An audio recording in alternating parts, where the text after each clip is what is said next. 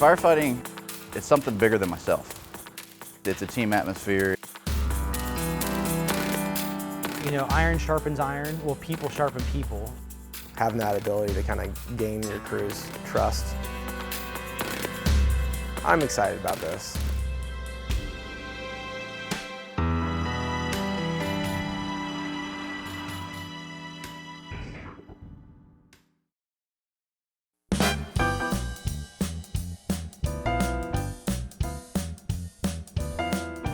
I want you to do this leg right here, right leg, below the knee amputation.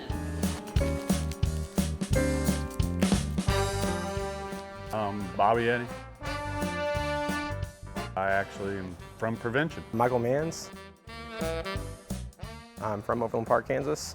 Lived here pretty much my entire life. I'm Ryan Schwindeman. I worked for Belton Fire Department for 10 years before I came to Overland Park. My name is Brian Wells. From Kansas City, Kansas, born and raised. I was one of the Merriam guys when we merged. Went to prevention when we merged, and that's where I've been since January of 2015. So I volunteered down in Blue Township in Riley County, down in Manhattan, Kansas for about 4 years while I went to K-State. And I got hired on at Lenex, Kansas and worked there for about 7 and almost a half years. And then I worked at Pleasant Hill Fire Protection District for the past year. I've always dreamed about being at a department of this caliber, and when I did my training here, I always thought this would be an amazing department to work for. I never thought I'd get it, and I did. So I've got 1 year on the job. I started as a straight roll paramedic, then got the blessing to transition to a fire medic pretty quick. So been very blessed with that. Okay. Now you can bring one half around in one direction and the other half in the other direction, and you have a way to tie and maintain your tension. Most of the paramedic experience I had was Wyandotte County, where it was kind of a load and go kind of situation. And here they're like, no, let's take our time. Let's slow down. Let's think this through, because we can do a lot here if we just take our time. We're gonna go in 5 seconds. So we're at VFib, still charging. It's gonna be amiodarone, 300 milligrams. So we've confirmed that for this protocol, we've got 1 round of epi, 1 round of amio. I do like to help people, that's why I'm a paramedic. I like to serve the community that I live in. The type of people that I like to be around are the type of people that will go to a call and see something that there's a need there beyond just what you're there for initially. Going above and beyond in that way, I think that's what I like. I had an aunt who was battling breast cancer for, I believe, her 3rd time, and her husband ended up passing away. She had a appliance fire, and it was a dryer fire, and OP came out, and not only did they obviously stop that, but I think they kind of figured out the situation, what was going on, and they just really went above and beyond helping her out, from squeegeeing the driveway because it was wintertime, making sure there's no ice, putting ice melt down, cleaning up around the house, doing anything they could. But I remember how much that meant to her, and that was just a first-class organization. That they did that because they wanted to, not because they had to.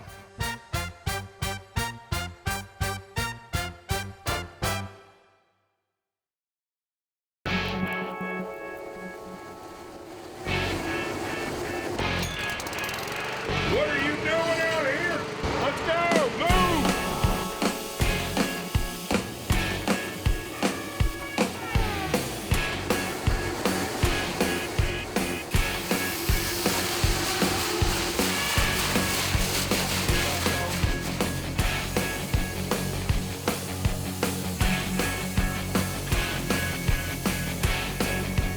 This has been a really intense, good academy. It's a young man's game. It's been tough. It was definitely a lot tougher than I thought it was going to be going into it. I thought it'd be more just classroom stuff, but it was really physical.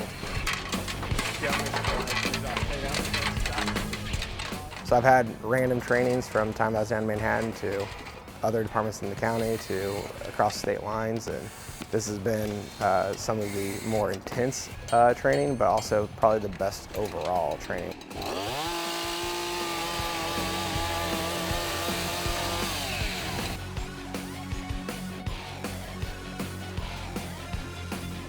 We're learning something new every day. What you're trying to do is use the curve of that adze to get around that door stop so that you're back behind the door. All right? You're there. You know, it's been a little rougher than I thought. You know, of course, we're not 20 anymore. Or I'm not 20 anymore, and you know, I don't recover as fast. But they work you hard. That way, you have that mindset going in that you're going to have to bust your butt, and there's no ifs, ands, or buts about it. You're just going to have to get in there and get it done.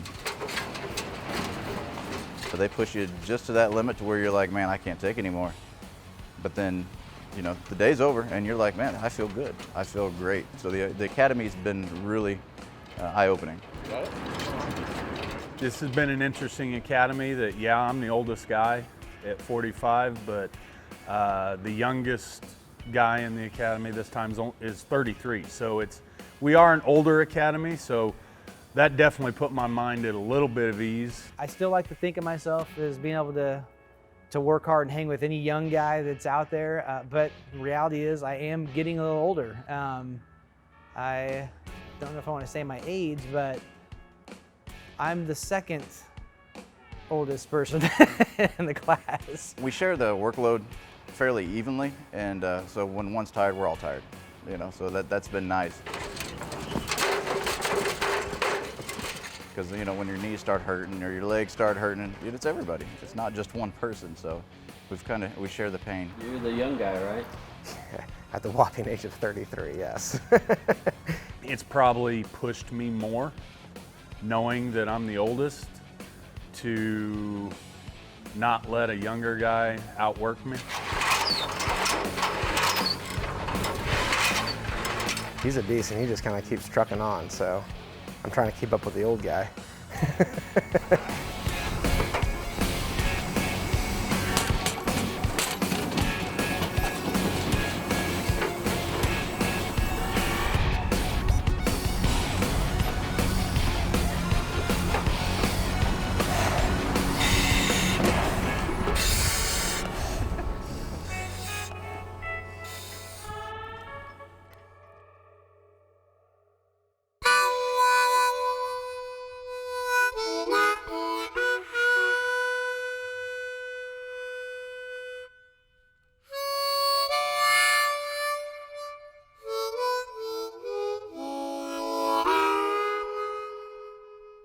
If you haven't trained like this for a while, it definitely opens up your eyes and says, hey, you know what, there's room for improvement, and there always is. There's always little things that you can tweak and make better, and that's what's been really good about this academy, is that you know, it's definitely helping fine-tune some things that had some dust on them, you know, some cobwebs that needed to be brushed off. They have a wealth of knowledge. You bring in your own set of skills and information, so when you see something, you start kind of going down that thought process, and they're really good at either redirecting you or putting some more extra tools in that toolbox. It's really shown me at how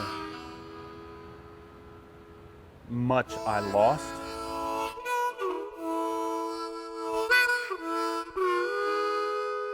As far as physical conditioning, as far as just keeping those skills refined and that sort of thing.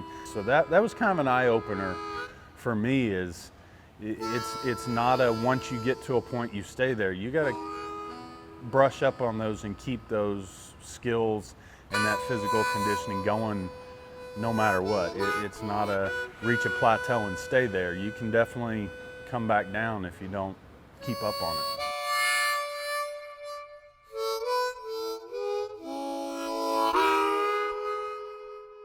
If you're with sharp people, they're going to sharpen you, you know, and I think there's a lot of sharp guys in this department, and you know, I'm hoping to get sharper.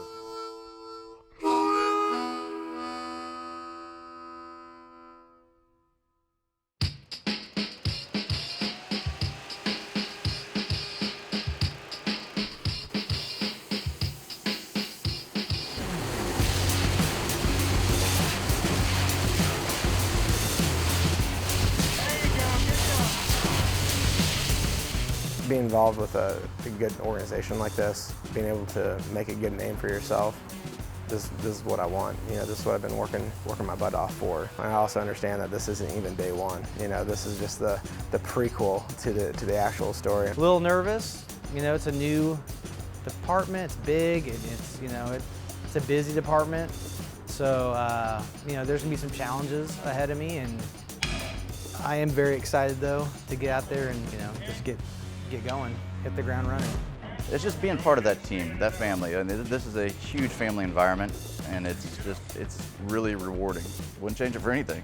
Overland Park Fire has been kind of one of those dream jobs. I'm from here, so this is kind of where I want to live and grow a family. I'm very lucky, I feel like, that I got offered the position. You know, this is where I'm going to retire. I mean, that's all there is to it. I mean, they've actually invested a lot in me, and I owe it to them. I owe it to you guys.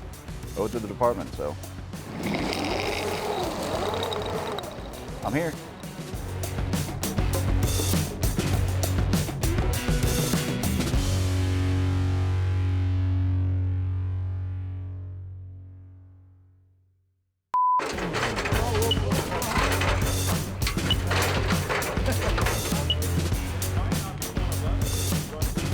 I think there's a lot of sharp guys in this department, and you know, I'm hoping to get more sharp. More sharper. More sharper. Sharper. Sharp. Sharpening. Something. Firefighting, I'm not good at building, Building rebuilding. so I'm really good at, you know, tearing stuff up. So I think it's a good fit, you know.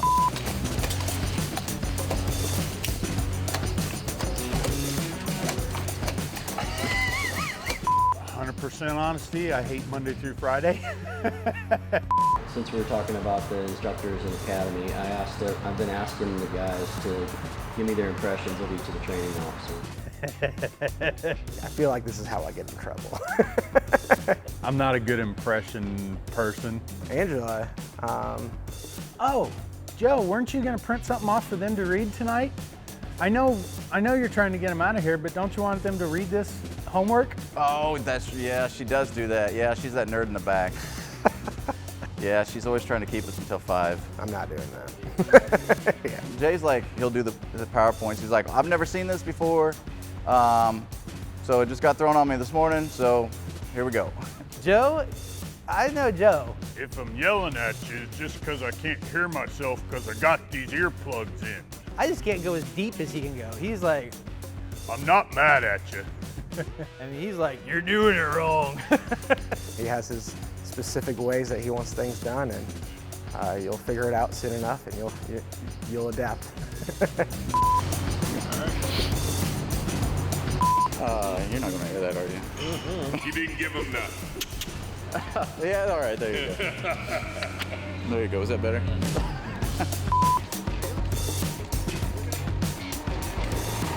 Watching you, watching me, man.